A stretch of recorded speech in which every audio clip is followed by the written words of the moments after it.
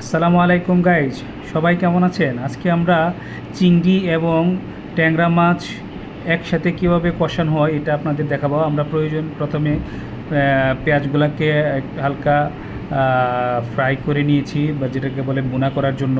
তারপরে আমরা পরিমাণ মতো হলুদ, মরিচ, ধনিয়া, স্বাদ মতো লবণ এবং অল্প পরিমাণ জিরার গুঁড়ো দিয়ে আমরা এটা মশলাটাকে ভালোভাবে কষিয়ে নিব।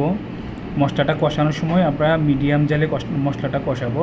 তারপরে আমরা মাছগুলো দিয়ে দেব। মাছগুলোর সাথে আমরা কিছু কাঁচামরিচ মধ্যে দিয়ে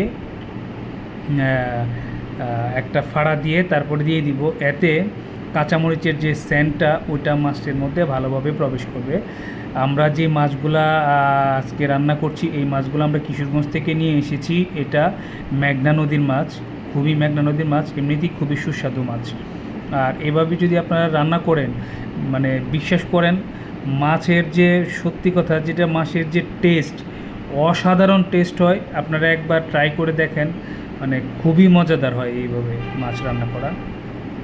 তো আমরা মাছটা কিছু সময় আমরা একটু পানি দিয়ে কিছু সময় রান্না করলাম। আমাদের তরকারি প্রায় হয়ে গেছে, আমরা শুধু অল্প পরিমাণ পানিটাকে আরই করব। এই যে আমাদের ফাইনাল লুক চলে এসেছে, খুবই চমৎকার হয় গাইস। থ্যাংক ইউ, আসসালামু আলাইকুম।